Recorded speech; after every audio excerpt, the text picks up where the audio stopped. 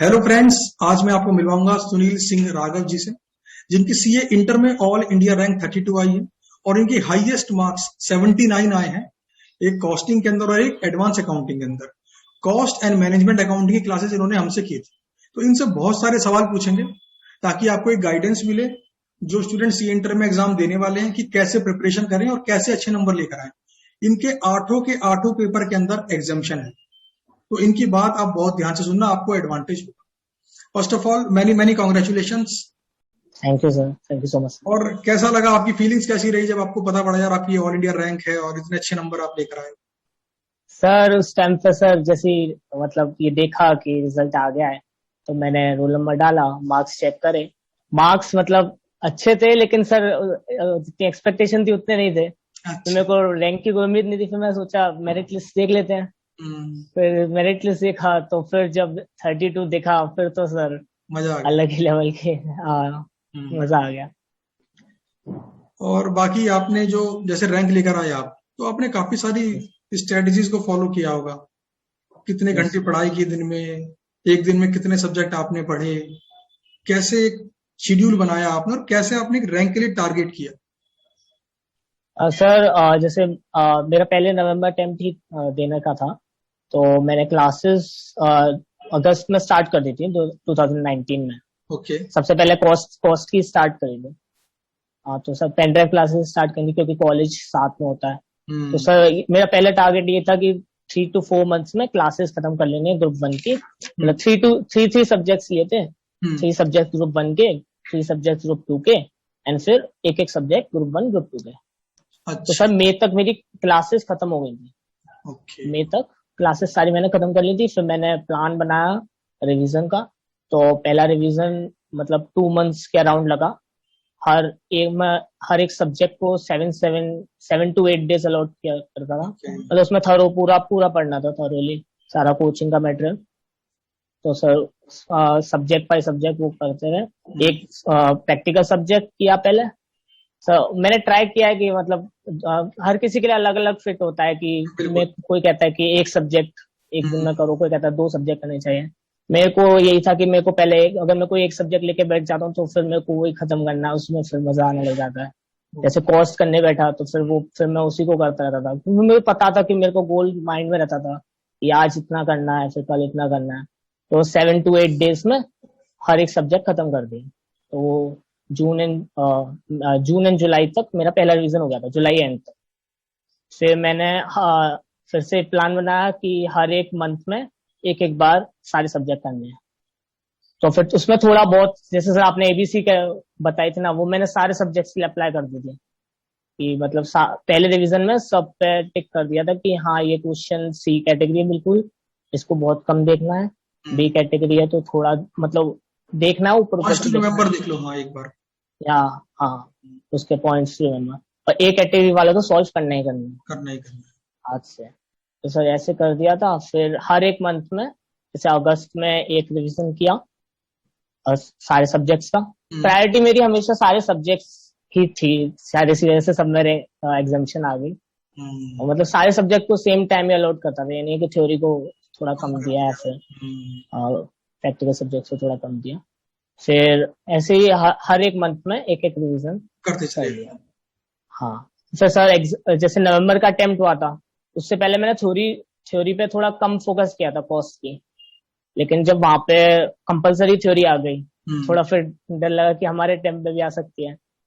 तो फिर मैंने थ्योरी भी पढ़ी और फिर मैं मेन एग्जाम में थ्योरी ही करके आया हूँ। अच्छा। क्योंकि मेरा ये हो गया था कि एग्जाम के टाइम पे थोड़ा पैनिक हो गया।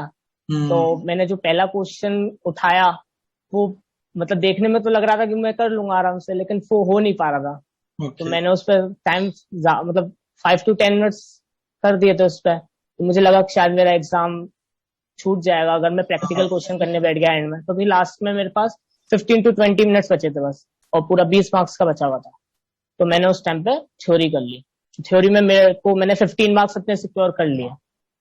मतलब आखिरी वो के जो मुझे 20 मिनट में आपने 20 नंबर की थ्योरी करी और 15 नंबर यस आपके सर, उसमें पूरी आ गए। बताओ। उसमें। हाँ मुझे लगता है मतलब 15 मार्क्स तो मैंने सिक्योर कर ही लिए थे थ्योरी में। हम्म। क्योंकि मेरे को ये था कि अगर मैं प्रैक्टिकल करने भी गया ना, तो एक एक क्वेश्चन हो सकता है 10 मार्क्स वाला, 2 क्वेश्चन तो नहीं हो सकते। तो तो आपने हमारे में कितने नंबर का अटेम्प्ट किया था कॉस्टिंग के अंदर? सर किया तो 100 का ही था, लेकिन एक क्वेश्चन वो सॉल्व नहीं डाउट हो रहा था, था। उस पर डाउट था। हाँ, तो उसके लिए मैंने पेजेस छोड़ दिए थे, लेकिन फिर एंड में आके सॉल्व नहीं हो पाया था, थोड़ा बहुत ही सॉल्व किया था उसको। और तब भी आपके 79 मार्क्स आए उसके अंदर। यस सर, मतलब यानी दो मेरे हम्म, 2 क्वेश्चन में मेरे को लगता है कि हाँ उन्हीं 2 क्वेश्चन में मेरा डाउट हुआ होगा, नहीं तो मैं एक्सपेक्ट तो मतलब इतने ही कर रहा था, 80 to 85 ही एक्सपेक्ट कर रहा था। थ्योरी का पता नहीं था कितने मार्क्स हाँ थ्योरी कट में भी कुछ सकते नहीं हैं, हो नहीं। सकता। थ्योरी मुझे आती थी, पूरी आती थी थ्योरी। मैंने स्टडी मटेरियल और आपकी जो बुक थ्योरी वाली बुक है उससे सारा पढ़ रखा था। हम्म, थ्योरी मैंने फोकस किया था बहुत ज्यादा, कि मेरे को डर लग रहा था कि हमारे टाइम में कहीं और ज्यादा ना आ जाए हम्म, कंपलसरी थ्योरी। हाँ हाँ बिल्कुल। मैं कंपलसरी थ्योरी के चक्कर में मैं उसको पढ़ा था, लेकिन फिर एंड में गाँव बैकअप आ की गए। तरह वही करी। अच्छा, हाँ सर। क्लास के अंदर काफी सारी अप्रोच पढ़ाते हैं, DCP approach, red light, eight box, सास बहू। तो इनका एडवांटेज मिला आपको कॉन्सेप्ट को तो समझने में, recall करने में? सास बहू तो अभी भी याद है सर। हाँ, वो तो अभी भी याद है। अभी भी और याद है। एबीसी कैटेगरी का सबसे ज्यादा था। एबीसी में मैंने मुझे इससे पहले मैं क्या करता था, जैसे 12th वगैरह में तो मैं स्टार लगा देता था जो क्वेश्चन, या फिर स्टार सर्कल कर लगा दिया। दिया। हाँ, जो क्वेश्चन नहीं आता था। लेकिन अब फिर मैंने एबीसी सारे अकाउंट्स में भी, एडवांस अकाउंट्स में भी, उससे होता है कि थोड़ा एग्जाम से 1.5 डेज पहले आपको पता होता है कि कौन कौन से क्वेश्चंस आपको हाथ से करके देखने हैं। और स्टार मार्क करने में उससे प्रॉब्लम होती है क्योंकि आखिरी में सभी पे स्टार पता। मार्क हो जाता है, तो पता नहीं हाँ पड़ता कौन हाँ सा कैटेगरी ए है, कौन सा बी और कौन सा सी। हाँ। क्योंकि ये तो अपने को पूरे से करना है, और बी का सिर्फ पॉइंट्स टू रिमेम्बर देखना है, मेन मेन कोई पॉइंट है, और सी को इग्नोर कर देना है। सी हो जाएगा एग्जाम में अगर आप भी गया यस सर। तो आपने लगभग कितनी बार रिवीजन किया पूरे कोर्स का? सर ये ये तो पहला तो एक बिल्कुल थरो किया था। फिर हम्म, हर एक मंथ में एक एक बार, मतलब सिर्फ थरो नहीं, पूरा मेन मेन कैटेगरी। क्वेश्चन, जैसे कोई कोई मेन मेन चैप्टर आ गया मेरे को बीच में कि मुझे इसमें प्रॉब्लम आ रही है, हम्म, तो वो चैप्टर कर ले रहा था। अच्छा। और मतलब सारे सब्जेक्ट्स पढ़ते ही रह रहा था मैं। हम्म, बीच बीच में थोड़ा बहुत गैप लिया था, ऐसे कॉलेज के अगर एग्जाम्स आ गए तो उस टाइम पे मैंने गैप ले लिया था, फिर उसके बाद फिर तो से आपने स्टार्ट कर 3 बार दिया। या 4 बार तो रिवीजन किया है इसका मतलब, क्योंकि 2 बार तो हाँ पहले सर, कर लिया। Five to 5 to 6 six times. Times revision किया आपने? ओके। यस तो काफी अच्छा रिवीजन आपने कर दिया। ये तो रैंक 1 वाली हाँ पढ़ाई कर रहे थे आप।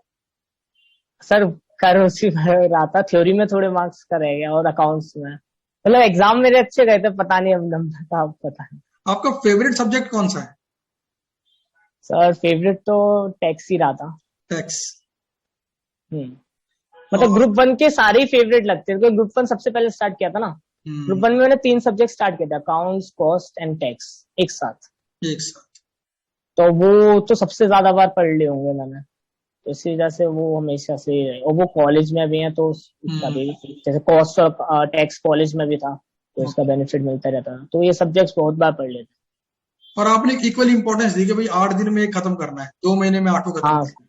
मतलब ऐसा जैसे नहीं किसी को ईआईएस भी कम, मैंने, किसी को ज्यादा, ऐसा हाँ नहीं। जैसे थ्योरी सब्जेक्ट है ईआईएस और ऑडिट, वो भी मैंने सबके बराबर ही करे थे। बराबर ही किए। वो बात अलग है कि याद नहीं रहता, हम्म। थोड़े टाइम बाद वो थ्योरी है सही है, लेकिन फिर भी मेरे को ये था कि हाँ पढ़ते रहना पढ़ते रहना पढ़ते रहना। और आपने एक टाइम पे एक सब्जेक्ट किया, 8 दिन में एक ही खत्म करना है। हाँ, उसमें इंटरेस्ट वो आ गया पहले तो रिवीजन में, उससे हाँ फिर पहले खत्म करना है। फिर उसके बाद दूसरा। मैंने टाइम हाफ कर दिया था, जैसे 3 to 4 डेज में फिर खत्म करना है। और फिर उसे कंटिन्यू किया 3 to 4 वाले को, और आखिरी में 1.5 दिन तक हाँ रिवीजन होगा। हाँ, आखिरी में 1.5 दिन, फिर वो तो एग्जाम के टाइम पे हो गया था। तो कॉस्ट में तो वैसे भी 2 डेज की छुट्टी थी, तो वो फिर उस टाइम पे इसी वजह से थ्योरी और ज्यादा अच्छी तरीके से पढ़ ली। हम्म। तो आपके हिसाब से स्टूडेंट को अगर रैंक लानी हो और अच्छे नंबर लेके आने हो, तो उसको प्लानिंग कैसे करनी चाहिए कि भाई कब तक कोर्स खत्म हो जाए, कितने टाइम पहले, और कैसे कैसे करे वो पूरी चीजों को प्लान, और कैसे उस आई फील, रैंक के लिए मेहनत करे? मुझे लगता है कोचिंग तो एटलीस्ट 3 to 4 मंथ्स पहले खत्म कर लेनी चाहिए। 3 to 4 मंथ्स पहले। कोचिंग, हाँ 3 to 4 मंथ्स, अगर बोथ ग्रुप्स देने हैं तो 3 to 4 मंथ्स पहले कोचिंग खत्म होनी चाहिए। हम्म, 4 मंथ्स तो मिनिमम होने ही चाहिए। होने चाहिए। मैंने मतलब 5 to 6 मंथ्स रख रखे थे कोचिंग में, क्योंकि एक तो कॉलेज के साथ भी, तो बीच में कॉलेज के एग्जाम भी पढ़ते हैं, इस हम्म, बार नहीं होते वैसे। तो ऐसे आपको कोचिंग इतना टाइम पहले खत्म कर लो, फिर उसके बाद सबसे पहले प्लान प्लान बनाना बहुत जरूर। इंपॉर्टेंट है। मैंने प्लान पहले पूरा एक कॉपी में रख के पूरा प्लान बना लिया था कि इस डे से इस डे तक मेरे को ये वाला सब्जेक्ट करना है, इस डे से इस डे तक ये वाला सब्जेक्ट। और एक मतलब प्रॉपर प्लान। मेरे को दोनों ग्रुप्स देने थे, तो मैं ग्रुप में मतलब मेरा ये रहता ही नहीं था कि ये ग्रुप, कौन? ये इस ग्रुप का हाँ, सब्जेक्ट है। तो पहले मैंने अकाउंट्स कर लिया, फिर दूसरे ग्रुप का एफएम कर लिया, या फिर ईआईएस कर लिया, तो ऐसे करता रहता। शुरू से मेंटेलिटी हो रही है कि दोनों ग्रुप ही दे रहे हैं, तो फिर सोच रहे हैं कि ग्रुप वन तो करो, उसमें कोई डिफरेंस, हाँ उसमें कोई कौन सा डिफरेंस करो। था ही नहीं। हम्म, हाँ, और थ्योरी और हाँ फिर भी थ्योरी और जो प्रैक्टिकल सब्जेक्ट्स उनका एक थोड़ा मैचअप बना कर रखा कि हाँ अभी मैंने प्रैक्टिकल अगर किया है तो उसके बाद थ्योरी सब्जेक्ट करूँ, तो उसके बाद फिर से प्रैक्टिकल, फिर theory. Theory practical, theory practical, theory practical. तो आपकी अप्रोच थोड़ी सी यहाँ पर एक यूनिक रही कि एक टाइम पर एक हाँ ही सर, सब्जेक्ट। मैंने ट्राई किया था एक दिन में 2 सब्जेक्ट, लेकिन फिर वो हो नहीं पाता था, मजा नहीं आया उसके मेरा अंदर, प्लान बिगड़ जाता था। प्लान बिगड़ जाता था। लेकिन जब आपने हाँ एक मुझे टाइम पर एक को फॉलो किया तो बात बन गई। हाँ हम्म, वही। और सर मतलब रिवीजन करते रहना, रिवीजन तो करते रहना, बिना रिवीजन के कुछ नहीं हो पाएगा, लास्ट टाइम तक रिवीजन करते रहना। डिवीजन में लगे रहो और थ्योरी और प्रैक्टिस करते रहो कॉस्ट का, बार बार। कॉस्ट, हम्म, हाँ कॉस्ट में फिर थ्योरी भी पढ़नी है अब तो, क्योंकि कुछ पता नहीं है। इससे पहले वाले टाइम तक मतलब कंपलसरी नहीं आती थी तो सर को ही छोड़ देता था, तो मतलब थोड़ा बहुत ऊपर ऊपर से हाँ पढ़ लास्ट में लिया। कंपलसरी लेकिन आ अब गया। पूरा, अब हम्म, पूरा डिटेल में पढ़नी पड़ेगी, क्योंकि कुछ पता नहीं है, कंपलसरी आ सकती है। कभी भी आ सकती। और वो मार्क्स सिक्योरिंग बहुत ज्यादा है और हम्म, टाइम बचाने वाले, मेरे साथ तो यही हुआ। अरे टाइम बचा दी थ्योरी होगी, तो 20 नंबर की थ्योरी आपने 20 मिनट में कर ली, हम्म आपने बहुत टाइम सेव कर लिया। हाँ मेरे पास इतना ही टाइम बचा था, मेरे पास चॉइस थी कि या फिर तो मेरे को आता था क्वेश्चन, प्रैक्टिकल वाला आता था, हम्म, दोनों आते थे, लेकिन मेरे को नहीं लग रहा था कि दोनों तो हो ही नहीं सकते, एक हो जिससे सकता है और दूसरा आधा अधूरा हो पाएगा, तो उसमें भी फिर 15 मार्क्स से ज्यादा नहीं सिक्योर हो पाते मेरे अकॉर्डिंग, तो ओके। इसलिए मैंने फिर उस टाइम पे फ्री कर लिया। हम्म, तो आपसे सारे सवाल पूछ लिए मैंने, मेन मेन कैसे पढ़ाई करें, कैसे करें, प्लानिंग व्लानिंग।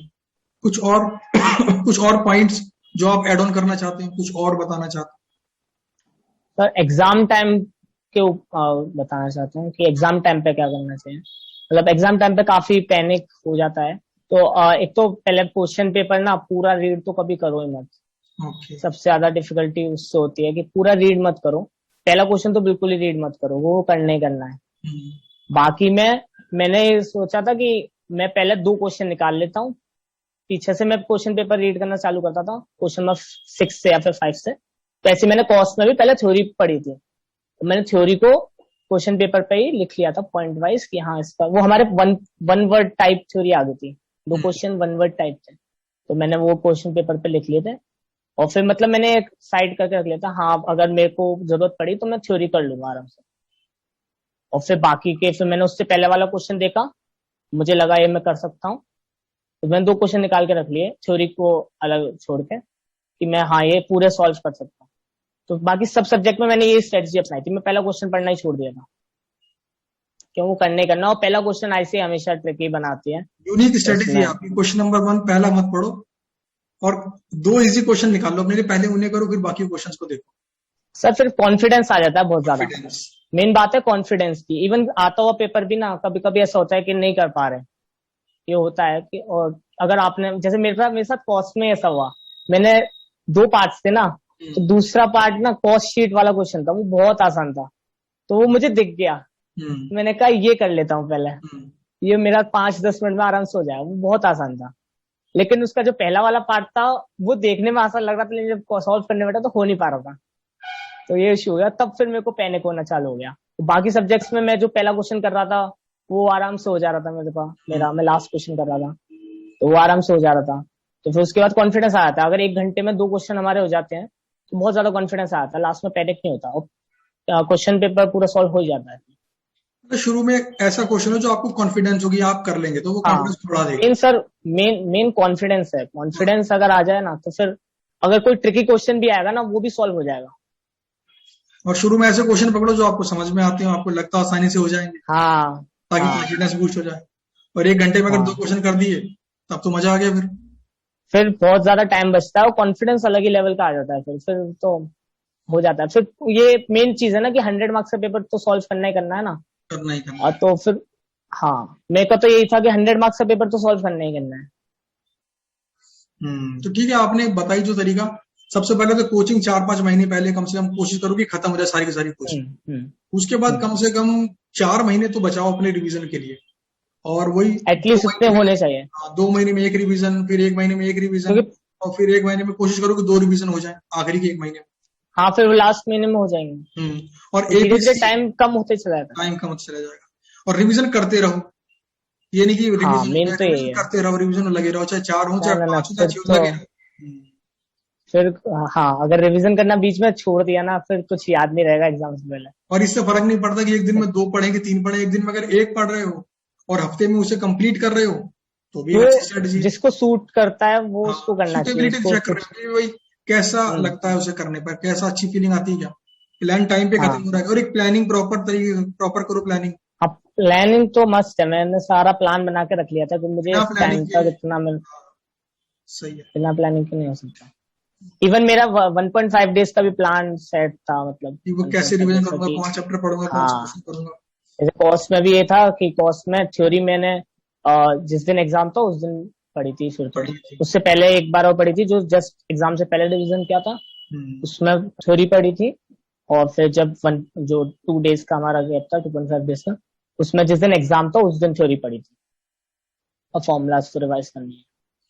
हाँ तो ये बहुत, मतलब इस बात पे काफी स्ट्रेस कर रहा हूँ कि हर एबीसी में डिवाइड जरूर करो क्वेश्चंस को। तो हाँ, उससे क्या है कि प्लानिंग करने में और प्लानिंग में क्योंकि टाइम कम करने में हेल्प मिल जाती इतने सारे क्वेश्चन है, लास्ट टाइम पे हो ही नहीं है, सकते। कभी हो सकते हैं। और फिर आप या ऐसा हो सकता है कि जो सी कैट अगर नहीं कर रहा था तो पता चले आप टाइम वेस्ट कर रहे हो सी कैटेगरी वाले क्वेश्चन हाँ पर, हाँ, जो आपसे आराम से हो ही जा रहा है, और ए कैटेगरी वाला मिस हो जा रहा है, बिल्कुल। नहीं उसको प्रैक्टिस कर पाए, हम्म, ऐसा हो सकता है। हो सकता है। तो वो अलग थोड़ा दिख जाए बस उसके लिए। तो आपने बहुत सारे सवालों के जवाब दिए, और ये वीडियो यस। यूट्यूब पे डालेंगे। तो यूट्यूब पे कोई और भी कमेंट करता है, स्टूडेंट कुछ और भी पूछना चाहते हैं अगर आपसे, तो वहां पे आप रिप्लाई करना। और in okay sir. Case student कोई नई क्वेश्चंस लेके आते हैं, उनको लगता है अभी कुछ और क्वेश्चंस भी पूछने चाहिए थे जो इसमें इंटरव्यू में स्किप हो गए हैं, तो हम आपसे फिर से कनेक्ट कर लेंगे। Okay sir. तो sure sir. Once again many many congratulations. और आपकी यस ये सर, यस। गाइडेंस का पूरा इस्तेमाल उठाना चाहिए नए स्टूडेंट को, और समझना चाहिए कि प्लानिंग करना कितना जरूरी है, और जितनी स्पेसिफिक प्लानिंग आपकी होगी उतने रिजल्ट को अचीव करने में आपको अच्छा भी लगेगा और मोटिवेशन भी आएगा। तो इस इंटरव्यू पे साइन ऑफ करते हैं, और कोई भी क्वेश्चंस हो तो आप सुनील से कमेंट बॉक्स के अंदर पूछ सकते हैं, वो आपको वहां पे रिप्लाई करेंगे। Thank you.